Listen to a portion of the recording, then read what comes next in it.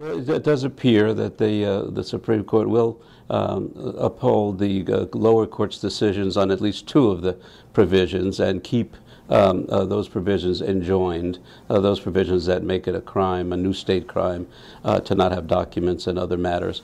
But unfortunately, they indicated that they would likely reverse the district court, Judge Bolton, and the Ninth Circuit Court of Appeals on the very important enforcement provision, the provision that tells law enforcement locally and state law enforcement throughout Arizona that you shall, not that you may, but you shall, for everybody who you are in contact with lawfully, which could mean on a traffic violation or someone complaining about noise in someone's house, you shall investigate about their immigration status if there's any reasonable suspicion that they may be here unlawfully. And of course, reasonable suspicion is a very low standard and is basically up to the mind of the cop involved, and the courts have not required much. So it does mean that, that we expect that every person who is stopped now by law enforcement throughout the state of Arizona will get asked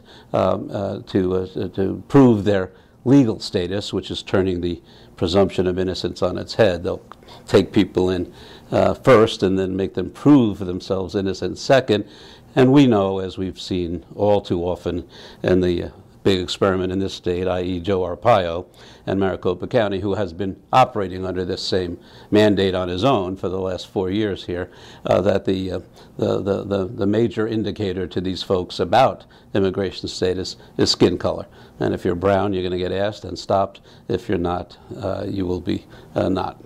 Well, there's a number of levels. On the law enforcement level itself, it will, of course, vary from office to office. And the sheriff in one county, many of whom were opposed to SB 1070, may well still, even though it's mandatory language in the provisions of this law, may still be hesitant to use their resources on matters that they know are not important to the public, don't increase public safety, and often sacrifice their response time on more serious crimes, as Arpaio has done, as even the Goldwater Institute demonstrated in its comprehensive report a couple of years back, how the focus on immigration violations and increasing their numbers, the MCSO, of getting people who may be here unlawfully, has resulted in great losses in terms of community safety, a significant increase in the response time for more serious violent crimes. So the law enforcement, on the law enforcement end, it may well depend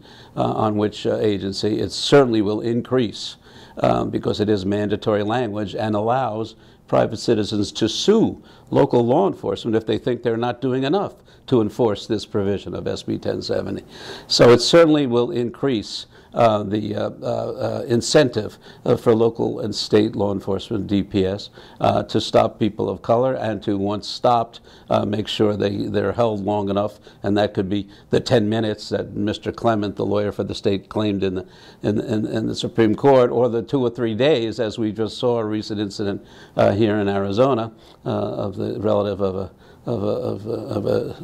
U.S. officer who was kept for 3 days before they realized he was a citizen. So there's no guarantee about the 10 minutes, that's for sure. We've seen many examples. We've seen some citizens deported wrongfully. So it's certainly likely it will increase the law enforcement activity, increase the focus on Latino members of the community who they believe are disproportionately here unlawfully, and that will create great problems for Latinos throughout the state, as it has here in Maricopa County. I don't know. I think a number of people have already reacted to the hate that has come out of 1070 and surrounding it out of 1070. A number of folks have left the state already. There's obviously economic factors as well. It's hard to say if this will result in any great increase in that, because people have already had to deal with the literally hateful attitudes here in Arizona as compared to, say, New Mexico and other neighboring states. But it has had a significant impact already on the economy and Latino communities throughout the state.